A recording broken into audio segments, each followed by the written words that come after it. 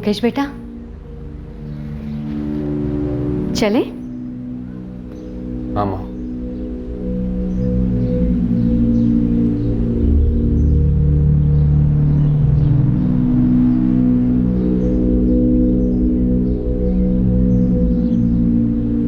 झूठों का कोहरा जितना भी घना हो, सच को लपेटे में नहीं ले सकता।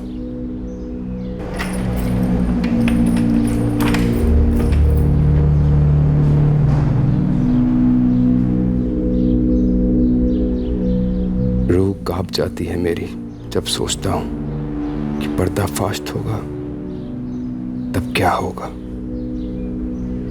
हकीकत का सामना कैसे करूंगा। सच अंधा नहीं होता शीतल, ना ही सच्चा प्यार अंधा होता है। जो मुझे तुमसे है, सच्चे प्यार से बड़ी एक और सच्चाई है, और वो ये है कि मैं शादीशुदा हूँ। मतलब हम दोनों कभी एक दूसरे के नहीं हो सकते? हकीकत को मान लेने में ही समझदारी है हरीश।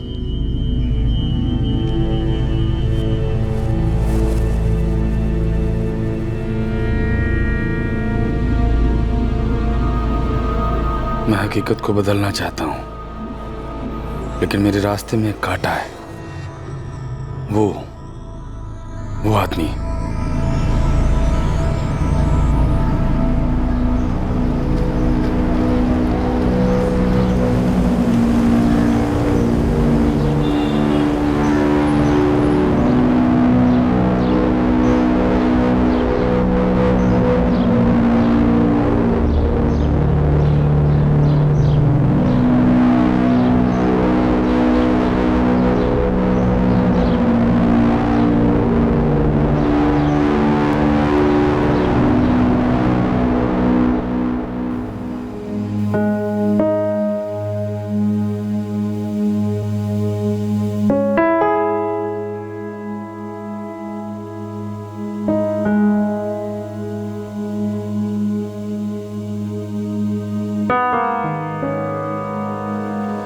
बैठ बेटा।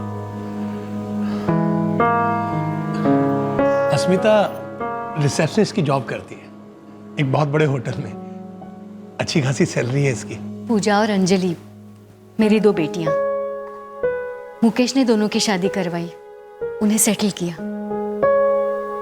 15 साल पहले मुकेश के पापा चल बसे। तब से मुकेश ने ही उनकी इलेक्ट्रिक की दुकान को संभाला और घर को भी। बहुत अच्छे बेटा। अभी भी इलेक्ट्रिक की दुकान ही संभालते हो? जी, मैंने वो दुकान बेच दी। वो इलेक्ट्रिक की दुकान मैं इसलिए चलाता था क्योंकि उस वक्त परिवार को संभालना था और घर भी चलाना था। लेकिन अभी मैंने एक छोटी सी इन्वेस्टमेंट एजेंसी खोल रखी है, काफ़ी अच्छी चलती है और मेरा इंटरेस्ट भी उसी लाइन में है। बेटा मुझे लगता है कि तुम दोनों को एक दूसरे की लाइन, एक दूसरे की लाइफ और एक दूसरे के बारे में डिटेल में सब कुछ जान लेना चाहिए, साफ साफ सच सच।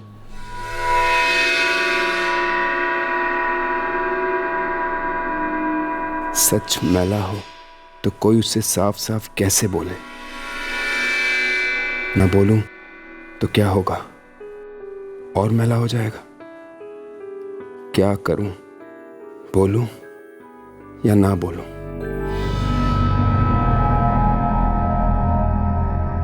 रिश्तों में जब झूठ का कोहरा सच पर पर्दा डालता है, तब खतरे की आंधी उन रिश्तों को निशाना बनाती है। बड़ी बेरहम होती है ये आंधी, जो झूठ के कोहरे को चीरती जरूर है, लेकिन साथ ही साथ मासूम जिंदगियों को भी तबाह करती है। जब आंधी निकल जाती है, कोहरा हट जाता है, तब पुराना सच मायने नहीं रखता। एक नया सच लिखा जाता है, बेगुनाहों के खून से।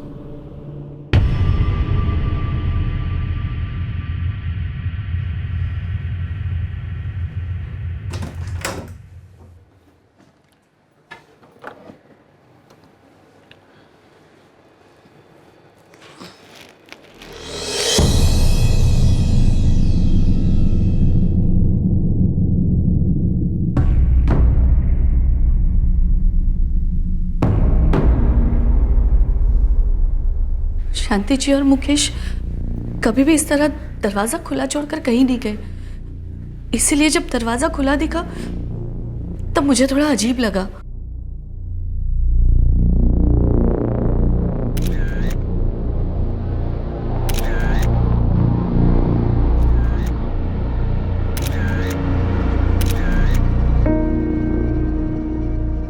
रंगे हाथों पकड़े जाने का डर था हत्यारे को? सर हत्यारे ने हाथों के साथ साथ हथियार भी धोने की कोशिश की है, पर कुछ धब्बे रह गए।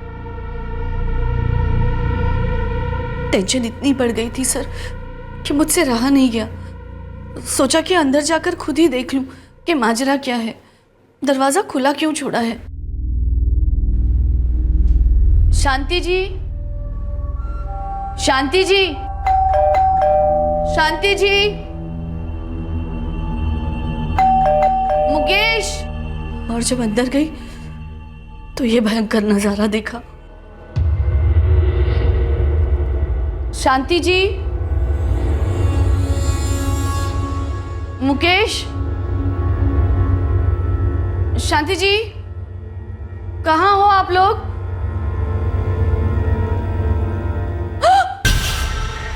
पहले तो मुंह से एक शब्द भी नहीं निकला और जब चीख निकली तो रुकी ही नहीं। यहाँ सब लोग इकट्ठा हो गए और शायद इनमें से ही किसी ने आप लोगों को फोन किया। भगवान किसी दुश्मन को भी ऐसा नजारा ना दिखाए। शांति जी की 2 बेटियां हैं, पूजा और अंजलि, दोनों को खबर कर दी है। तो यहाँ सिर्फ शांति जी और उनका बेटा मुकेश ही साथ में रहते थे? पिछले 1 साल से दोनों ही रहते थे, लेकिन उसके पहले 2 साल तीनों रहते थे और उससे पहले दोनों अकेले ही रहते थे। मतलब मैं समझा नहीं, आप क्या बोल रही हैं? मतलब 3 साल पहले मुकेश की शादी हुई थी, 2 साल तक उसकी बीवी थी साथ में, फिर पिछले साल उसकी मौत हो गई, मर गई वो।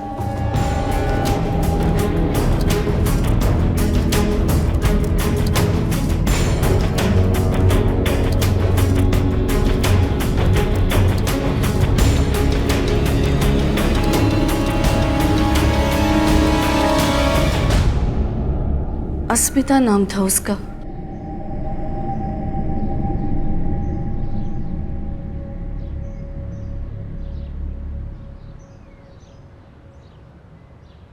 ये लीजिए चाय। कविता, जी? वो मुकेश और उसकी माँ का मर्डर हो गया। क्या?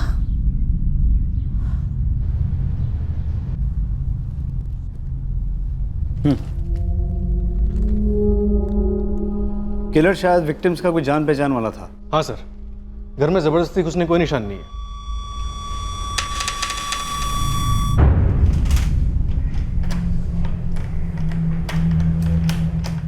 शायद मुकेश और हत्यारे ने साथ बैठ के शराब पी और फिर मुकेश को चाकू से मार दिया गया। चाकू भी इसी घर का मालूम होता है सर।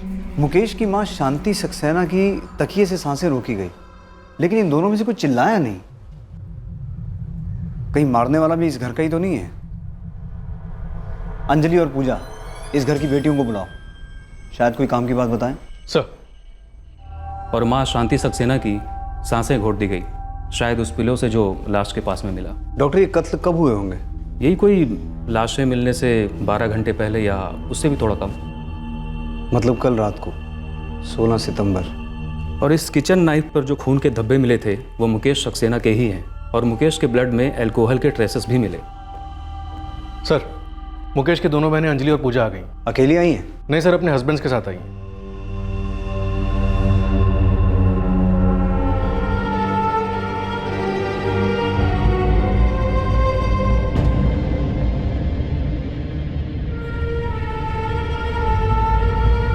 ऐसा लग रहा था कि ये कोई दुश्मनी का केस है जहां ये दोनों मर्डर्स बदला लेने के लिए किए गए थे। लेकिन क्या यही हकीकत थी या ये उस कोहरे की कोई चाल थी जो इस केस की सच्चाई को बड़ी चालाकी से छुपा रहा था? मैं छोड़ूंगा नहीं तुम लोगों को। अपनी बेटी की मौत का बदला लेकर रहूंगा। बहुत भारी पड़ेगा, बहुत भारी पड़ेगा तुम लोगों पर।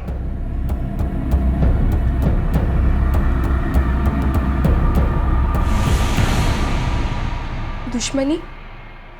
नहीं सर, मेरा भाई मुकेश एक बहुत ही सीधा साधा इंसान था, कभी किसी से कोई बैर नहीं।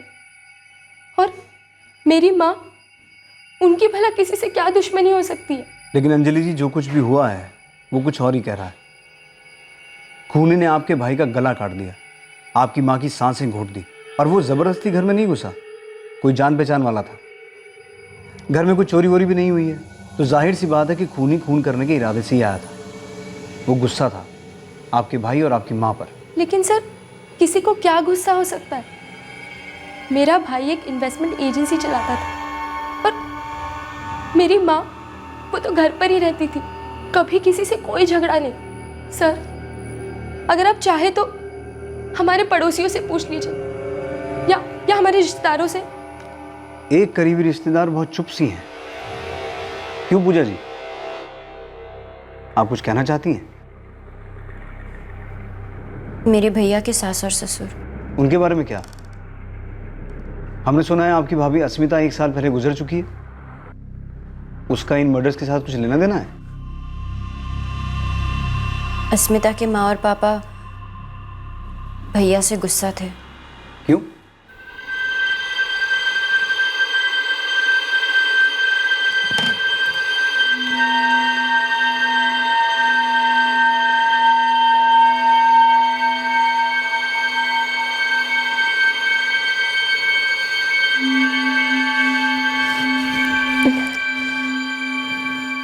अस्मिता, क्या हुआ?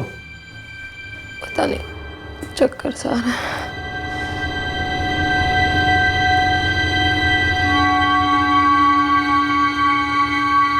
लगता है हम सबके लिए कोई खुशखबरी है।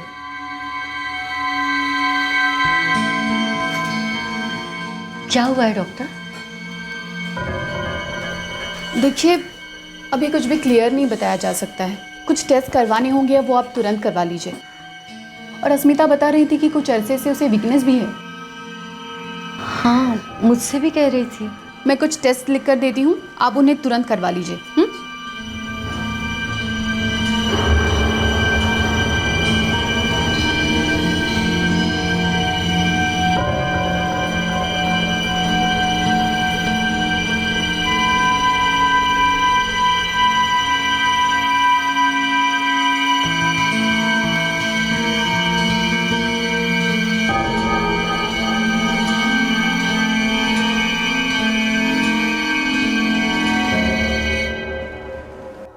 ब्लड टेस्ट के बाद पता चला कि अस्मिता भाभी HIV पॉजिटिव है। और उसके पिता ने आपके भाई को जिम्मेदार ठहराया?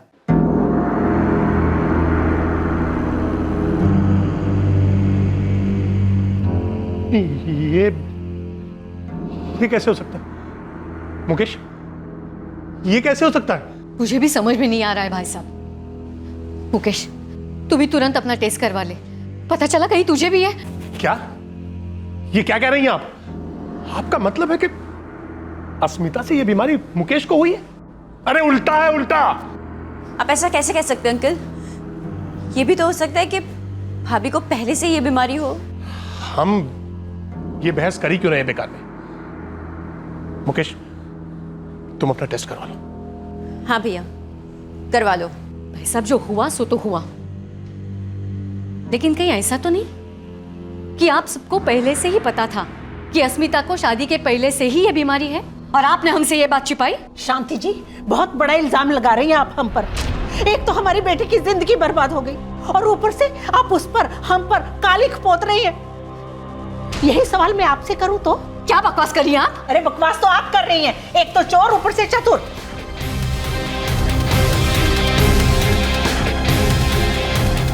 सर, झगड़ा हो रहा था उस वक्त मेरी माँ और अस्मिता भाभी के पेरेंट्स के बीच। चुप रहिए आप सब।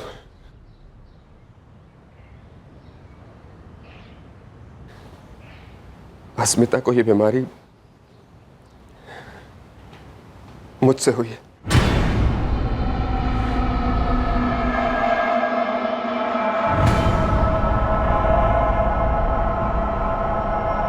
पहले ये बीमारी मुझे हुई और फिर मुझसे अस्मिता को।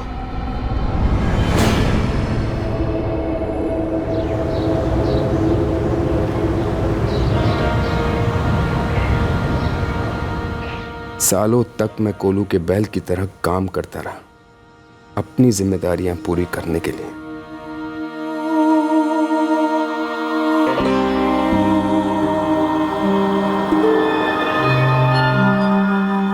पूजा और अंजलि को पढ़ाना, लिखाना, घर चलाना, उनकी शादी के लिए पैसे जमा करना, इस सब के बीच मेरी अपनी जिंदगी भी थी, मेरी अपनी जरूरतें भी थी।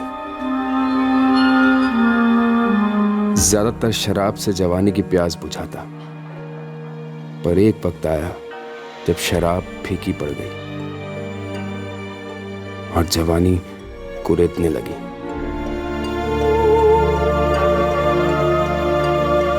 खुद जिम्मेदारियों में डूबा, मैं उन औरतों की बाहों में डूबता।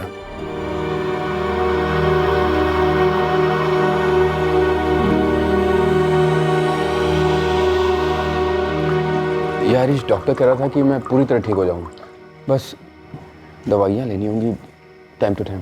यार फिर भी ये HIV तो HIV होता है। दुख लगता है यार सुनकर बहुत। तू पागल हो गया क्या बे? कैसी नेगेटिव बातें कर रहा है? जब डॉक्टर ने कह दिया कि ठीक हो जाएगा, इसका मतलब ठीक हो जाएगा। मुकेश, तू टेंशन ना ले, ये ले सब ठीक हो जाएगा। ले। टेंशन कैसे ना लेता मैं? इलाज का खर्च कमर तोड़ने वाला खर्च था, बदनामी और मौत का डर वो अलग। देख बेटा, तू इतने सालों से इलेक्ट्रिक की दुकान संभाल रहा है, तुझे अगर लगता है कि उसे बेच देना चाहिए तो बेच दे। मैं मानता हूँ माँ कि पापा ने कड़ी मेहनत करके इस इलेक्ट्रिक की दुकान को खड़ा किया था, पर अब समय बदल गया है माँ। मैं इस इलेक्ट्रिक की दुकान को नहीं चलाना चाहता, मैं कुछ और करना चाहता हूँ। हाँ बिल्कुल कर। तेरे पापा ने प्रॉपर्टी में भी कुछ इन्वेस्टमेंट्स किए हैं, वो भी तो सारा तुम्हारा ही है ना। इस घर के लिए तुमने बहुत कुछ किया है, दोनों बहनों को भी सेटल करवाया। अब तू अपना सोच, सेटल हो जा। किस मुंह से माँ को बताता कि मैं दुकान बिजनेस चेंज करने के लिए नहीं बल्कि अपने इलाज के लिए बेच रहा हूं। झूठों का कारवां निकल पड़ा, कोहरा जमने लगा। मुकेश बेटा चले? हाँ माँ। माँ अब चाहती थी कि मैं शादी कर लूं, लेकिन मुझ में सच बोलने की हिम्मत ही नहीं थी।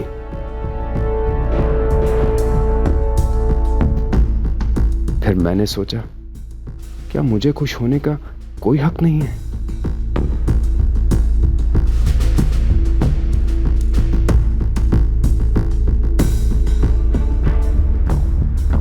मुझे मालूम था कि ये रिश्ता जुड़ेगा ही नहीं अगर मैं अपनी बीमारी का खुलासा करूं। ऊपर से मैं अपनी माँ और बहनों को शर्मिंदा नहीं करना चाहता था, कितना नाम खराब होता।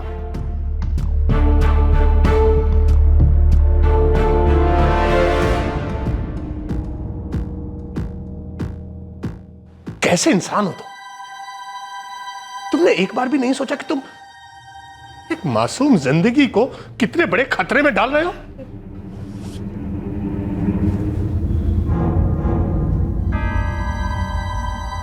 मैं, मेरी बहन अंजलि और हमारी माँ पूरी तरह शॉक में थे। जिस मुकेश भैया को मैं और अंजलि पिता समान मानते थे, जिन्होंने इतना सब किया था हमारे लिए, वो अपनी खुद की पत्नी की जिंदगी इस कदर खतरे में कैसे डाल सकते हैं? इतना बड़ा झूठ कैसे बोल सकते हैं? हम भैया को कभी माफ कर ही नहीं पाए। तो सोचिए, अस्मिता और उसके माता पिता उस आदमी को माफ कैसे कर सकते थे? आपको लगता है ये मर्डर्स अस्मिता के माँ बाप ने किए हैं या करवाए हैं? बहुत ज़्यादा गुस्सा थे वो लोग हम सब पर। वो लोग ये बात मानने के लिए तैयार ही नहीं थे कि मुकेश भैया की बीमारी के बारे में हमें मालूम नहीं था। इतना ही नहीं, मुकेश भैया या हमें अस्मिता भाभी के अंतिम दर्शन तक करने नहीं दिए। दाह संस्कार सब खुद ही कर दिए। एक बेटी की जान गई क्योंकि एक दामाद ने सच नहीं बोला। वो HIV पॉजिटिव था, लेकिन फिर भी उसने अपनी पत्नी के साथ संबंध जोड़े, ये जानते हुए भी कि ऐसा करने से उसकी पत्नी को भी ये बीमारी लग सकती है। मुकेश इस उम्मीद में इस झूठ को जी रहा था कि काश उसकी पत्नी को उसकी ये बीमारी ना लगे, लेकिन ये उम्मीद अनसाइंटिफिक थी। अस्मिता को ये बीमारी हुई और वो शादी के 2 साल में ही चल बसी। लेकिन क्या मुकेश और उसकी मां का कत्ल अस्मिता की बेवक्त और दुखद मौत की वजह से हुआ था?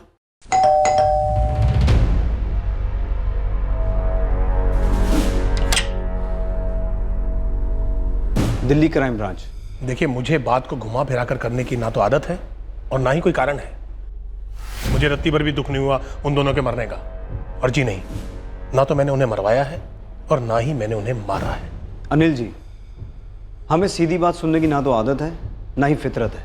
हम पुलिस वाले हैं, कोई पीर फकीर नहीं है कि लोग अपने दिल का बोझ हल्का करने के लिए अपना जुर्म कबूल करते हैं हमारे सामने। मैंने कोई जुर्म नहीं किया है। हर मुजरिम यही कहता है, लेकिन हमारे लॉकअप में जाके कबूल करता है। और ये काम भक्ति से नहीं, सख्ती से होता है।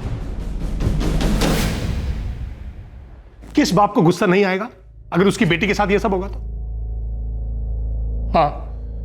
हाँ, मैंने उन लोगों को दिन रात बद्दुआएं दी। मैं चाहता था कि मुकेश तड़पे, बुरी तरह से तड़पे, उसकी मां भी तड़पे, उसकी बहनें भी तड़पे, वो सब तड़पे। उन्होंने मार डाला हमारी बेटी को।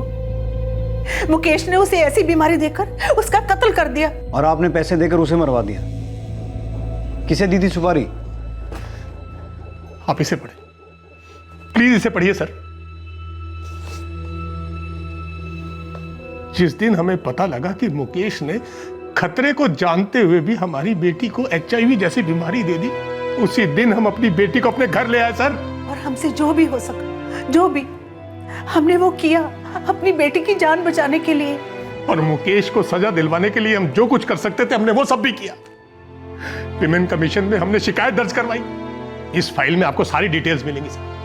मैंने मुकेश की सारी रिपोर्ट्स इकट्ठा की, हॉस्पिटल के सारे बिल्स, मेरी बेटी की सारी रिपोर्ट्स और कमीशन की सुनवाइयां, सब कुछ इसमें है।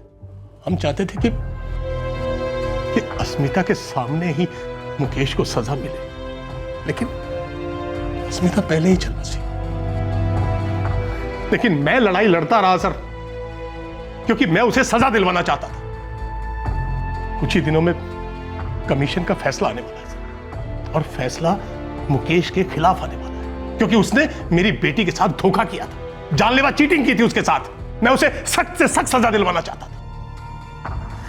हम चाहते थे कि उनकी भी बदनामी हो और उन्हें ऐसी सजा मिले कि दुनिया में मिसाल कायम हो जाए। तो आपने कमीशन के फैसले का इंतजार क्यों नहीं किया? कानून को अपने हाथ में लेने की क्या जरूरत थी? आप कैसी बात कर रहे हैं सर? भला हम उनके गंदे खून से अपने हाथ क्यों रंगेंगे? वो तो वैसे ही अपनी मौत मर रहा था। हम तो बस ये चाहते थे कि वो पहले शर्म से मरे। देखिए सर, हमें गुनहगार साबित करना आपकी कोई मजबूरी हो सकती है, लेकिन हम आपके गुनहगार नहीं हैं।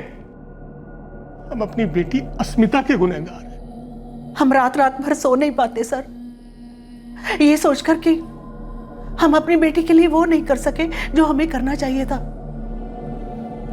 हम उसकी जिंदगी कुछ साल और बढ़ा सकते थे।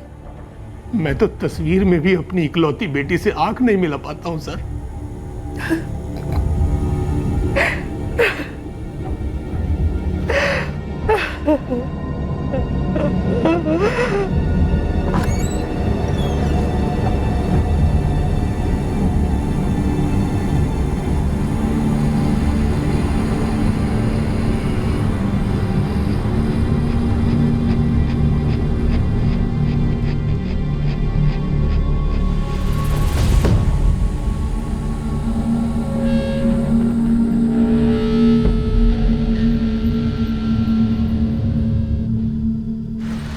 नहीं साहब, अस्मिता की फैमिली तो वॉशिंग पाउडर के एक इश्तिहार की तरह है। 9 दाग 9 धब्बा। लालचंद, यहाँ दाग धब्बे खून के हैं, एक नहीं 2 खून। ठीक है, समझ गया साहब। थोड़ी और झाग वाली धुलाई करता हूँ, शायद कुछ निकल आए।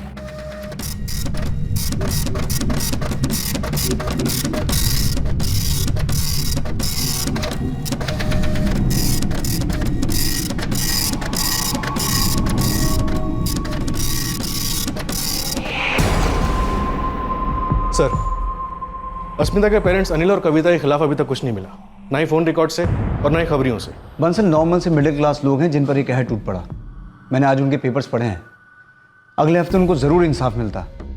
ये मुकेश सक्सेना गारंटीड अंदर जाता। सर, अगर हम ये मान के चलें कि अस्मिता के पेरेंट्स ही मर्डरर्स हैं, तो ऐसा तो हो नहीं सकता कि वो लोग अंदर गए, शराब पी और फिर कत्ल करके बाहर निकल गए। उन्होंने ज़रूर किसी ना किसी को सुपारी दी होगी, और सुपारी लेने वाला कोई ना कोई जान पहचान का ही रहा होगा।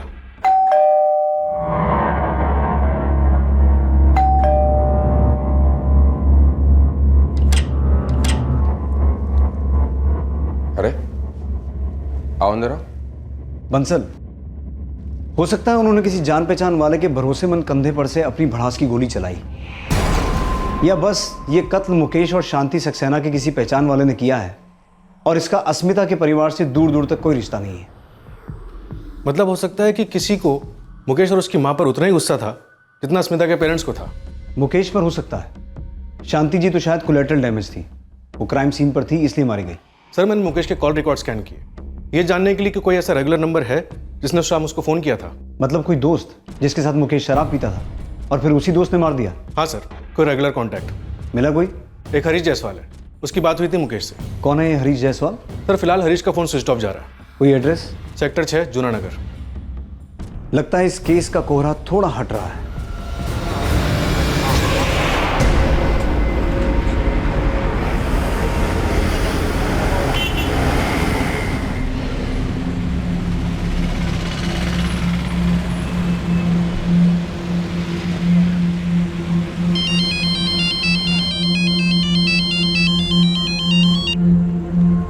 हेलो,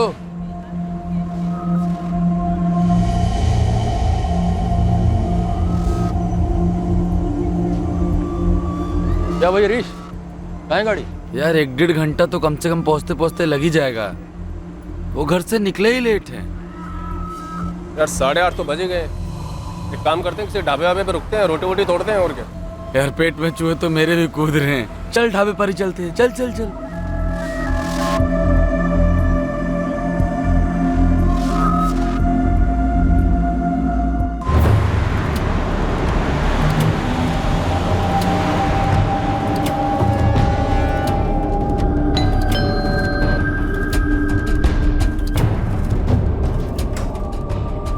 जी क्राइम ब्रांच, हरीश जायसवाल कहाँ है? जी वो तो 1 हफ्ते पहले मकान खाली कर गया।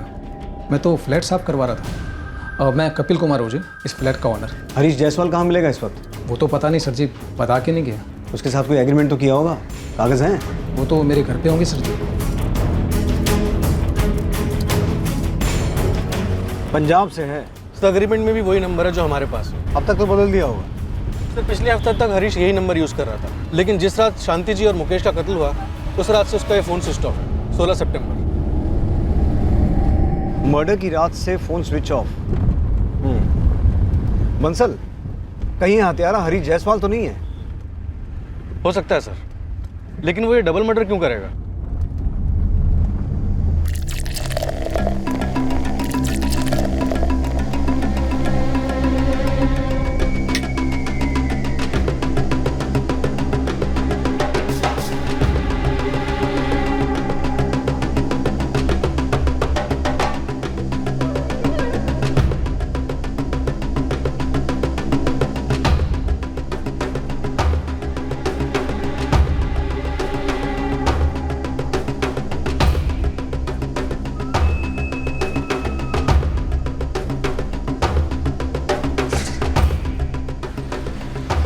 सर जी, मुकेश जिस इन्वेस्टमेंट एजेंसी की बात कर रहा था, दरअसल वो तो उसकी है ही नहीं, उसके दोस्त हरीश की है।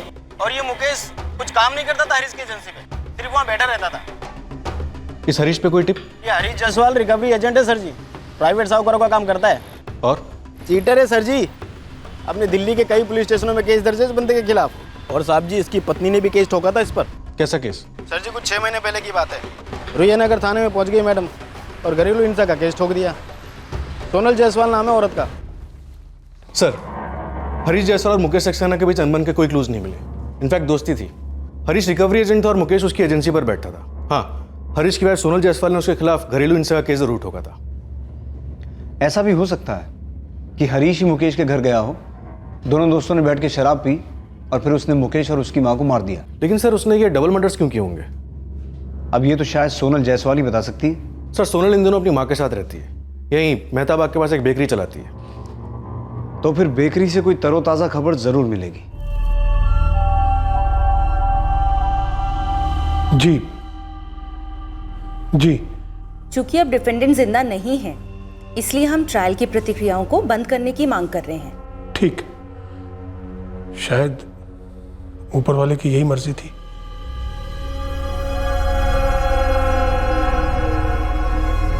कविता, मैं उसे सजा दिलवाना चाहता था। छोड़िए ना, मिल गई उसे सजा, जाने दीजिए।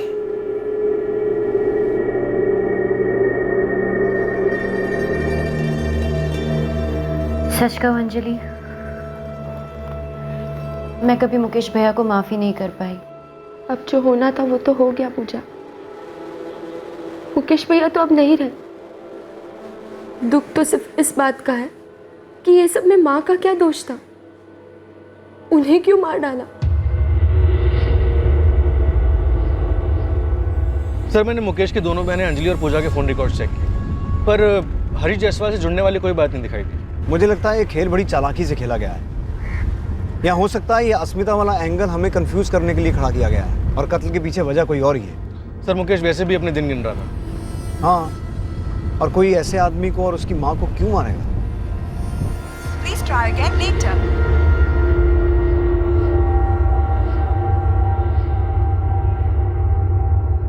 The number you are trying to call is currently switched off. Please try again later.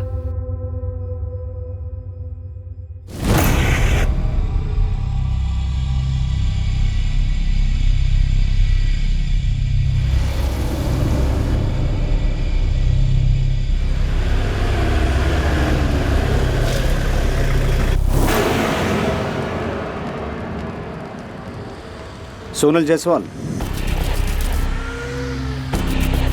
मेरा नाम सोनल जायसवाल था, अब मैं सोनल मिस्त्री हूँ। सोनल मिस्त्री, हम क्राइम ब्रांच से हैं और ये जानना चाहते हैं कि तुम सोनल जायसवाल से सोनल मिस्त्री क्यों बन गई। जी, ये मेरा निजी मामला है। सोनल, तुमसे जो पूछा जा रहा है उसका जवाब दो। तुम्हारी जिंदगी से जुड़ा जायसवाल इस वक्त कहाँ है? हरीश जायसवाल को ढूंढ रहे हैं हम। हरीश को मैं 1 साल पहले ही छोड़ चुकी हूँ। मेरे लिए वो मर चुका है, समझिए। सोनल, हरीश शायद 2 लोगों को मार चुका है और हम ये जानना चाहते हैं कि उसने ये डबल मर्डर क्यों किया है। मैं इस बारे में कुछ नहीं जानती, लेकिन मुझे ताज्जुब नहीं होगा अगर उसने ये हरकत की होगी तो। वो एक फ्रॉड और बहुत ही घटिया आदमी है। वो तो मेरी बदकिस्मती थी कि मैं उसे पहचान नहीं पाई। बेवकूफ़ों की तरह प्यार कर बैठी उससे। मम्मी पापा बिल्कुल नहीं मान रहे हैं हरीश। तो छोड़ दोगी मुझे? नहीं, तुम्हें छोड़ नहीं पाऊंगी मैं, लेकिन अगर शादी की तो मम्मी पापा सारे रिश्ते तोड़ देंगे मुझसे, और फैमिली के साथ के बगैर तुम्हारे साथ मैं कभी खुश नहीं रह पाऊंगी। मेरे पास फैमिली नहीं है। मैंने अपनी मेहनत से अपनी जिंदगी बनाई है और शायद तुम्हारे मम्मी पापा की हैसियत के बराबर भी नहीं है कि सिर्फ इसकी वजह से मुझे खुश रहने का हक नहीं है। ऐसा मत कहो हरीश। तो फिर तुम फैसला कर लो सोनल, यानी हम अपनी जिंदगी जिएंगे या फिर किसी और के हाथों की कठपुतली बनेंगे, उनके अहंकार के सामने अपने पैर का गला काटेंगे। उसकी चिकनी जुबान के आगे फिसल गई थी मैं सर, लेकिन उसकी असलियत जानने में मुझे ज़्यादा देर नहीं लगी। 1 नंबर का झूठा और वैशी इंसान है वो। उसके खिलाफ डोमेस्टिक वायलेंस का केस दर्ज किया है मैंने, लेकिन वहाँ पर सिर्फ मेरा ही केस नहीं था, ऐसे बहुत सारे फ्रॉड के केसेस थे उसके खिलाफ। किस तरह का फ्रॉड? लोगों के लिए लोन अरेंज किया करता था वो, और फिर धोखे से उनके पैसे हड़प लिया करता था। सोनल, तुम मुकेश सक्सेना को जानती थी? जी नहीं, पहली बार नाम सुन रही हूँ। मुकेश हरीश का दोस्त था और हमें ये शक है कि हरीश ने मुकेश का कत्ल किया है और उसकी माँ का भी। उम्मीद करती हूँ कि हरीश जल्द ही पकड़ा जाए। उसका और कोई दोस्त या रिश्तेदार? मुझे हरीश के बारे में कुछ नहीं मालूम। हरीश जायसवाल का पंजाब का एड्रेस है हमारे पास, और कुछ नहीं। और वो भी शायद उसकी तरह झूठा ही होगा। फिर भी एक टीम भेज दो पंजाब, शायद कोई इन्फॉर्मेशन मिले। सर, ये दोनों दोस्त हरीश और मुकेश, इनके अतीत में एक चीज़ तो कॉमन है। Yes sir, cheating. हरीश ने चीटिंग करके सोनल से शादी की और मुकेश ने चीटिंग करके अस्मिता से शादी की। बंसल, अंग्रेजी में कहावत है, birds of the same feather flock together. दोनों एक ही थाली के चट्टे बट्टे। हरीश जायसवाल, सॉरी सर, मैंने तो इसके बारे में कभी नहीं सुना। पूजा जी, इस आदमी पर हमारा शक तगड़ा है।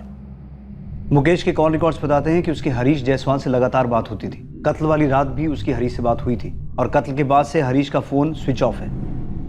उसने अपना किराए वाला मकान भी खाली कर दिया है। सच कहूँ तो सर, हम कभी अपने भैया को जान ही नहीं पाए।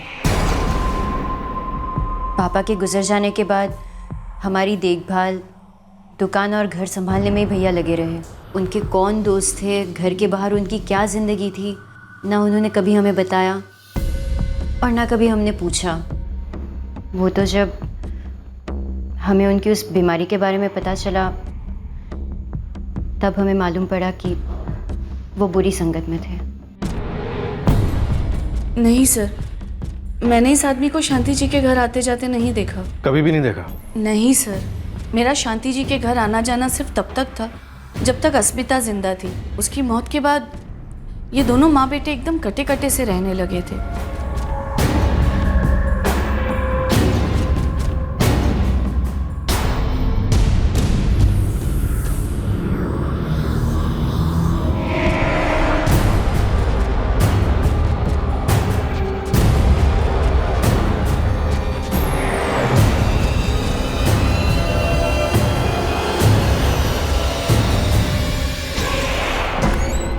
सर, हरीश जायसवाल और अस्मिता के माँ बाप के बीच दूर दूर तक कोई कनेक्शन नहीं बन रहा। हरीश जायसवाल के रिकॉर्ड से और कुछ पता चला? नहीं सर, उसके सारे फ़ोन रिकॉर्ड चेक करें। उसके सारे फ़ोन कॉल्स किसी ना किसी काम से रिलेटेड थे। किसी को लोन देना था, किसी को लोन लेना था। और जो टीम पंजाब गई थी उसके एड्रेस पे, उसका क्या हुआ? सर, वहाँ उसके पेरेंट्स रहते, लेकिन टीम को उनसे भी कुछ खास नहीं मिला। साहब, हरीश तो कई साल पहले घर छोड़ के चला गया। इस वक्त कहाँ है वो? वर्षों गुजर गए, न तो मैंने उसे कहीं देखा और न ही कभी फ़ोन पर बात की साहब। लेकिन घर क्यों छोड़ कर गया था वो? मेरा बेटा बचपन से ही गलत था। धोखेबाजी करना, झूठ बोलना, गुंडागिर्दी करना, यहाँ तक कि हर दूसरे दिन पुलिस वालों के डंडे खाता था या फिर गांव वालों के। वो सुधरा नहीं। फिर मैंने उससे कह दिया, या तो जुर्म छोड़ो या घर छोड़ो। साहब, उसने घर छोड़ दिया। बड़ा अजीब लग रहा है बंसल।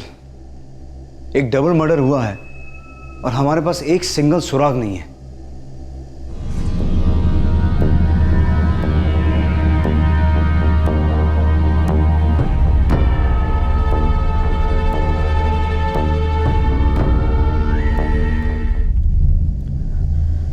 हरीश, 4 दिन हो गए अजय घर नहीं लौटे हैं और उनका फोन भी बंद आ रहा है।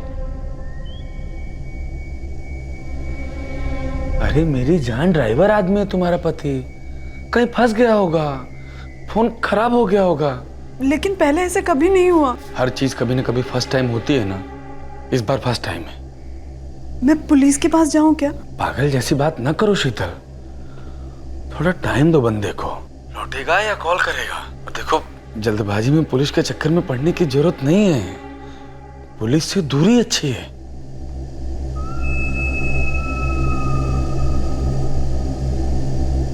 क्या हुआ हरीश, कांप रही है क्या? हाँ, वो तो होना ही था। कोई नहीं, टाइम की बात है, संभल जाएगी अपने आप। पक्का संभल जाएगी, मुझे भी कोई डाउट नहीं दिलीप, जरा सा भी नहीं है। साहब, निशाना एकदम सही बोतल पर लगा है। ये रॉयल ब्लू दारू अपने रोहिया नगर में एक दारू के ठेके पर मिलती है। अपना कबूतर कल ही एक पूरा खंबा खरीद कर गया है यहाँ से, रॉयल ब्लू। हाँ, ये बंदा तो कल भी आया था, एक बोतल रॉयल ब्लू लेके गया था। सख्त नजर रखो उस पेश में, दोबारा आएगा ही आएगा। मैंने मेरे 4 लड़के लगा दिए इलाके में नजर रखने को, किसी न किसी को तो नजर आएगा ही।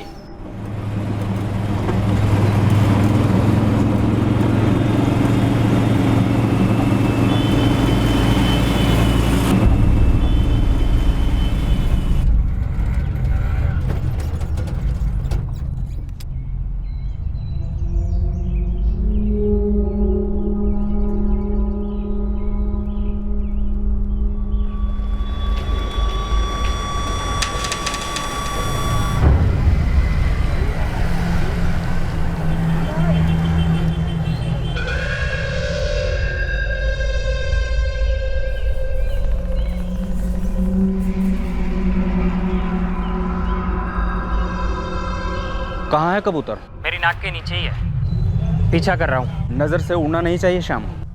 सर, कबूतर स्पॉट हो गया। अब कस्टडी में थोड़ी गुटरगुम करते हैं।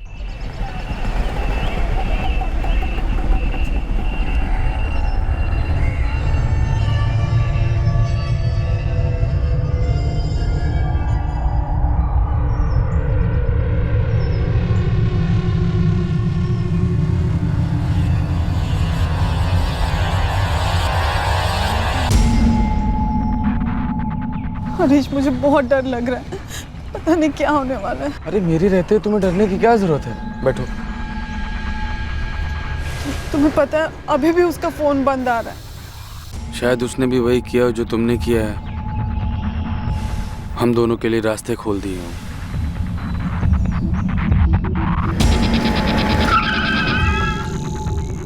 अंदर बैठा है, किसी भाभी के साथ गुटरगू चल रही है सर।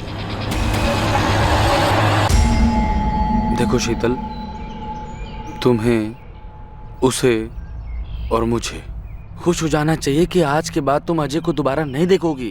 तुमने ऐसे क्यों कहा कि मैं अजय को दोबारा नहीं देखूंगी? अरे क्योंकि इतने दिनों से उसने तुम्हें फोन नहीं किया है। क्या पता वो भी किसी के साथ भाग गया हो। वक्त आ गया है शीतल कि तुम भी अपनी जिंदगी का गियर बदल डालो, यू टर्न ले लो, कोई नया रास्ता पकड़ो। देखो शीतल, जब कोई चीज पहुंच के बाहर चली जाए तो वक्त रहते उसे छोड़ देने में ही समझदारी है। ना हरीश जायसवाल, हम पुलिस वाले कभी समझदारी से काम लेते ही नहीं, हमें आता ही नहीं। पता है क्यों? क्योंकि हमारी पहुंच के बाहर रहने वाला क्रिमिनल कभी पैदा ही नहीं होने वाला। मुकेश सक्सेना मेरा दोस्त था और मैं जानता हूं कि उसको और उसकी मां को किसी ने मार डाला, लेकिन आप लोग मुझ पे क्यों शक कर रहे हैं? क्योंकि तुम्हारी और मुकेश की एक कॉमन गर्लफ्रेंड हमारी गवाह बन गई। क्या? कौन? रॉयल ब्लू नाम है बंदी का। ये हरीश जायसवाल, तुम्हारी खास दोस्त। ये उस रात क्राइम सीन पर मौजूद थी, इसने हमसे कहा कि आप हरीश जायसवाल को उठवा लीजिए। उस रात हम तीनों साथ ही थे, मैं, मुकेश, हरीश। बड़ी रंगीन महफिल जमी हुई थी, पर तुम्हारी एक खास दोस्त ये नहीं बता पाई कि तुमने मुकेश का कत्ल क्यों किया। ये तो मैं भी नहीं बता पाऊंगा, क्योंकि जो हुआ ही नहीं वो मैं कैसे बता सकता हूं। मुकेश का कत्ल हुआ है, ये सच है। मुकेश का कत्ल मैंने किया है, ये झूठ है। दोस्त दोस्तों के गले नहीं काटा करते, ना ही दोस्त दोस्तों की माओ को मारते हैं। अब यहां से आगे बढ़ने के दो रास्ते हैं हमारे पास। एक बड़ा सीधा साधा है, सच वाला, उसमें तुम्हें तकलीफ कम होगी। दूसरा है चुप रहने वाला, उसमें तुम चुप रहोगे, हम तुमसे सच बुलवाएंगे। शायद तुम्हारी टांग वांग भी तोड़ दें। और हाँ, शीतल दुबे भी साथ वाले कमरे में ही है। अब या तो तुम बोलो या वो बोले। मेरे पति अजय दुबे, उनका एक दोस्त है दिलीप, हरीश दिलीप का दोस्त है। और हरीश ने मेरे पति को एक बार लोन भी दिलवाया था, तो मैं उन्हें वैसे जानती हूँ। वैसे जानती? या वैसे मिली थी? क्योंकि गार्डन में जिस अंदाज से झूले के ऊपर आप लोग बैठ के गुफ्तगू कर रहे थे, वो तो कोई दूसरी स्टोरी बयान कर रहे हैं मिसेज शीतल अजय दुबे। आप कहना क्या चाहते हैं? मैं ये कहना चाहता हूँ कि मुकेश सक्सेना और उसकी माँ शांति सक्सेना का मर्डर हुआ है। आप क्या जानती हैं मर्डर्स के बारे में? मैं कुछ नहीं जानती मर्डर के बारे में। मैं खुद 4 दिन से मरे जा रही हूँ। मेरे पति 4 दिन से घर पर नहीं लौटे और फोन भी बंद आ रहा है उनका। आप शीतल को क्यों बीच में ला रहे हैं सर? वो कुछ भी नहीं जानती। लेकिन हम इतना जानते हैं कि हमें मुकेश और शांति जी का कातिल चाहिए। अब हम या तो तुम्हें तोड़ सकते हैं या तुम्हारी गर्लफ्रेंड शीतल को। तुम ही चुनो, किसी एक को चुनो, हम दूसरे को तोड़ेंगे। मुझे मुकेश की बीमारी के बारे में पता था। वो अपनी जिंदगी के आखिरी दिनों को गिन रहा था। यार इस डॉक्टर कह रहा था कि मैं पूरी तरह ठीक हो जाऊंगा। यार फिर भी ये HIV तो HIV होता है। तो तुमने उसका दर्द हमेशा हमेशा के लिए खत्म कर दिया, खुद ही तय कर लिया कि उसका आखिरी दिन कौन सा होगा। और शांति जी, वो किस तकलीफ में थी जो तुमने उनकी भी सेवा की?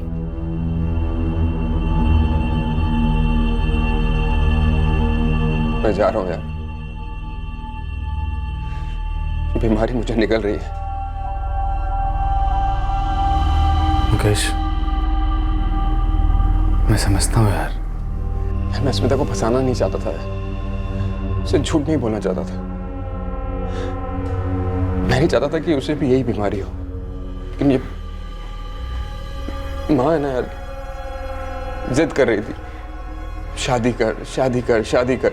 छोड़ ना यार, जो बीत गया सो बीत गया, अब आगे की सोच। अब सोचने के लिए बाकी क्या रह गया? एक तो दवाइयों के मोटे मोटे बिल, ऊपर से स्मिता के माँ बाप ने जो केस ठोका है। कंगाल हो गया हूं, कंगाल। एक छोटी सी दुकान थी वो भी बेच दी, फिर भी पैसे पूरे नहीं पड़ रहे।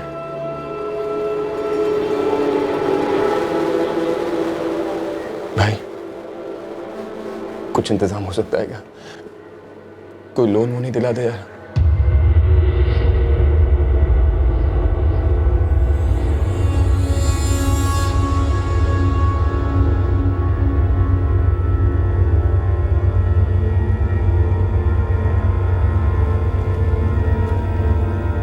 लोन वोन छोड़ और अभी के लिए ये रख ले।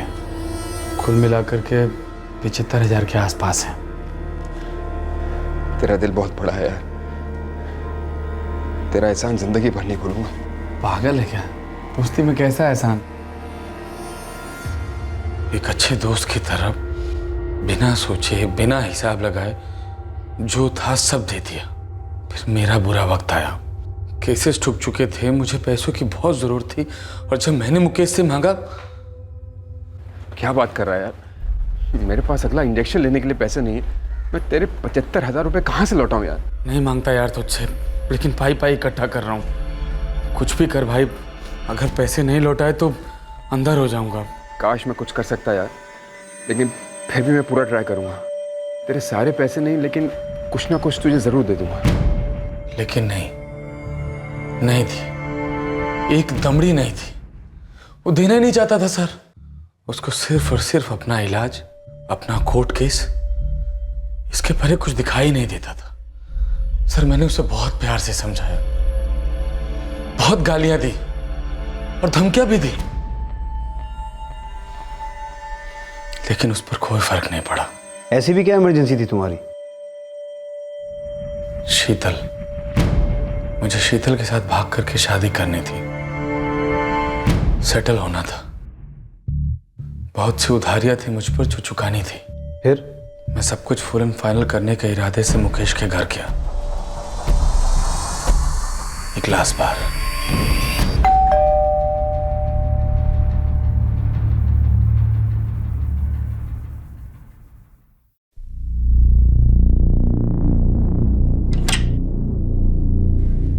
अरे आओ अंदर आओ।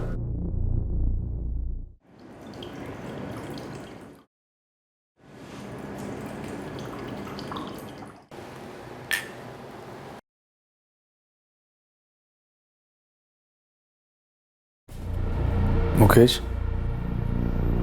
मैं पूरी दुनिया को चूना लगाता हूँ और तूने मुझे चूना लगा दिया। चूना तो तकदीर ने मुझे लगाया। हम दोनों बराबर ऐश किया करते थे, साथ में मजे करते थे, लेकिन फिर भी इस बीमारी ने तो मुझे ही पकड़ा ना। मुझे को हुई ये बीमारी। तेरे दुख से मेरा दुख रत्ती भर भी कम नहीं होने वाला। ऐसा कर, तू ये घर भेज दे, अपनी माँ के जेवर भेज दे, चाहे कुछ भी कर, मुझे मेरे पैसे चाहिए। यार तेरी जिंदगी तो 4 दिन की है, पर मेरे सामने तो पूरी की पूरी जिंदगी पड़ी हुई है, और वो भी 2-2 जिंदगियां। शीतल से शादी करने की सोच रहा हूं। देख हरीश, जेवर की बात मत कर मेरे सामने। तू मेरी माँ है बे, वो अगर मैं इस घर को बेच दूंगा तो मैं मरने के बाद कहां रहेगी? वो कहां जाएगी? मैं तुझे पहले भी कह चुका हूं, तुझे लौटाने के लिए मेरे पास एक फूटी कौड़ी तक नहीं। दिमाग फट रहा था मेरा, मैं जान गया था मेरे 75,000 गए पानी में। एक चीटर कुछ भी सहन कर सकता है, खुद के साथ चीटिंग नहीं साहब।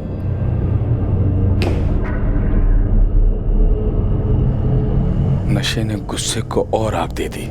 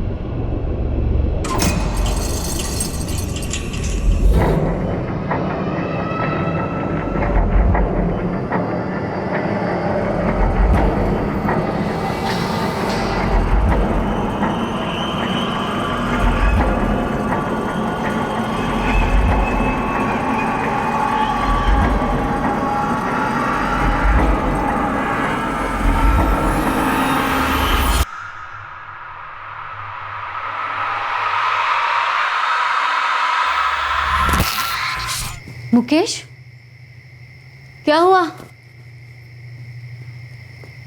क्या हुआ मुकेश?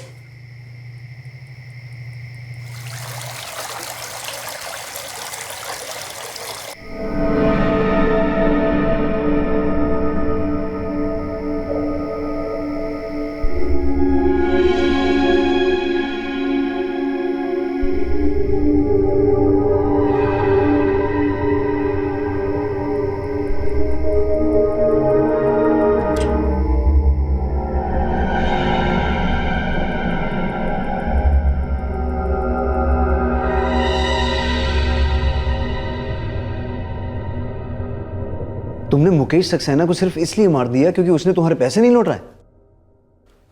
हाँ सर। तुम्हें किसी ने सुपारी नहीं दी थी मुकेश सक्सेना को मारने के लिए? कौन देता सुपारी? सिर्फ तुम ही नहीं हो जिसे मुकेश सक्सेना पर गुस्सा था। खैर, शीतल का पति अजय दुबे, वो कहाँ है?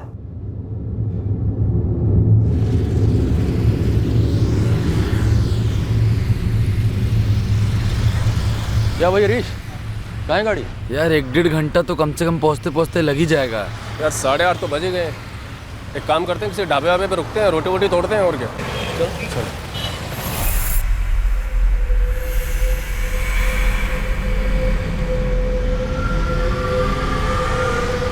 इसको यहीं कहीं फेंक देते हैं। जब तक लाश किसी को नजर आएगी तब तक सड़ गल गई होगी। हाँ? चल उठो। शीतल और मेरे बीच सब कुछ हो रहा था सर, बस अजय एक कांटा था जिसे वो छोड़ नहीं रही थी, तो मैंने निकाल दिया। तुमने एक आदमी को मार दिया क्योंकि वो वाकई में तुम्हारा उधार नहीं चुका पा रहा था। तुमने उसकी मां को सिर्फ इसलिए मारा क्योंकि वो तुम्हें पकड़वा सकती थी, और फिर तुमने एक मासूम को मार डाला क्योंकि उसकी पत्नी, जो कि तुम्हारी प्रेमिका है, अपने पति को छोड़ना नहीं चाहती थी। 3 मर्डर्स के बाद तुम्हें लगता है तुम सुकून भरी जिंदगी जी पाते? पकड़ा नहीं जाता तो जी लेता। शीतल को कभी पता ही नहीं चलता कि मैंने उसके पति को मारा है। मजे की जिंदगी होती है हमारी, जो कि अब नहीं हो पाएगी। तकदीर खराब है मेरी। बुरी नीयत वाले तकदीर से इतनी उम्मीद ही कैसे रख सकते हैं हरीश जायसवाल? तुम सिर्फ नीयत के नहीं, पूरे के पूरे बुरे हो। अब सिर्फ देखते जाओ तकदीर क्या फैसला सुनाती है, क्या सजा होती है तुम्हें।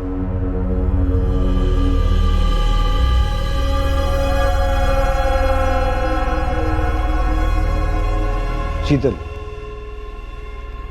हमने तुम्हारे पति की लाश बरामद की है। बहुत बुरी हालत में है, तुम पहचान भी नहीं पाओगी। हरीश ने? हाँ, कबूल किया उसने। बुरा लग रहा है? क्यों? अजय को तुम्हारी बेवफाई के बारे में पता चलता तो उसके अंदर कुछ ना कुछ तो जरूर मरता। लेकिन मैं उन्हें छोड़ना नहीं चाहती थी। चित भी मेरी, पट भी मेरी। लेकिन मैडम, ऐसा होता नहीं है। बेवफाइयों के कोई कायदे नहीं होते हैं, सिर्फ अंजाम होते हैं, बुरे अंजाम। दूसरों को और खुद को कहे गए झूठों का कोहरा कभी ना कभी तो हटता ही है।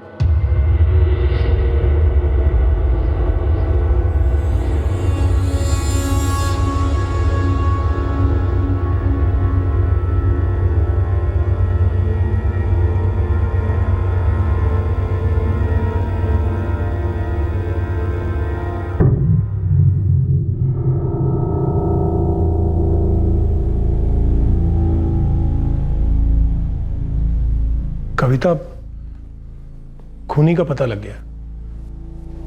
मुकेश का कोई दोस्त हरीश जायसवाल पैसे का लेन देन था।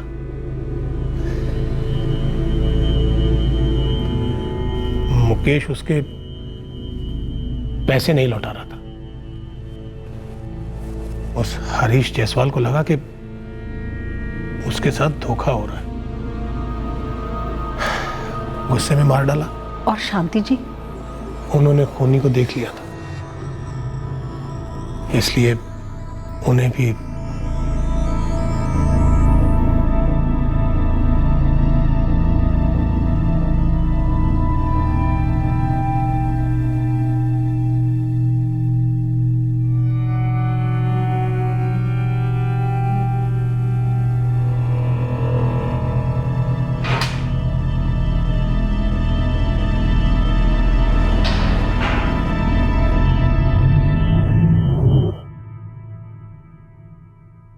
हर इंसान की जिंदगी में ऐसे मोड़ आते हैं जब जिंदगी की पटरी कोहरे से भरी एक अंधी गली की तरफ जाती है। कोई इस कोहरे में खुशी खुशी नहीं जाता, हर एक इस कोहरे में से बाहर निकलना चाहता है, लेकिन इस अंधी गली से निकलने के लिए कोहरे को हटाना पड़ता है, बढ़ाना नहीं। धुंध में चलाए गए हाथ पैर या फिर गोलियां अक्सर गलत निशाने पर ही लगती हैं, बेकसूर लोगों को चोट पहुंचाती हैं और उनकी जानें भी लेती हैं। वक्त पर इलाज के साथ मुकेश बेहतर जिंदगी बिता पाता। अस्मिता को इस तरह से बेवक्त तड़प तड़प कर मरने की नौबत नहीं आती, और ये हो ही नहीं सकता कि शीतल इस बात से अनजान थी कि हरीश के साथ अफेयर का मतलब है अपने पति अजय दुबे से धोखा। शायद वो अफेयर छुपा पाती, लेकिन हरीश का लालच इस समझौते को कभी कबूल ही नहीं कर पाता। ये शीतल का स्वार्थ था और मूर्खता भी कि उसने सोचा कि वो एक साथ दो नाव में सवार हो सकती है। हरीश जायसवाल को मुकेश सक्सेना और उसकी मां शांति सक्सेना के मर्डर के लिए आईपीसी की धारा 302 और सबूत मिटाने के लिए धारा 201 के तहत बुक किया गया है। साथ ही हरीश जायसवाल और दिलीप पर अजय दुबे के मर्डर के लिए आईपीसी की धारा 302, सबूत मिटाने के लिए धारा 201 और कॉमन इंटेंशन के लिए धारा 34 लगाई गई है। दिलीप ने क्राइम ब्रांच के सामने कबूल किया कि अजय के कत्ल से पहले वो इस बात को जानता था कि हरीश मुकेश और उसकी मां का कत्ल भी कर चुका है। उसने सोचा कि अगर हरीश एक डबल मर्डर करके बच सकता है तो फिर अजय का कत्ल भी कभी पकड़ में नहीं आएगा। ये सिर्फ दिलीप की गलतफहमी थी। इस तरह के और भी एपिसोड देखने के लिए हमारे चैनल को सब्सक्राइब करें और बेल आइकन दबाना ना भूलें।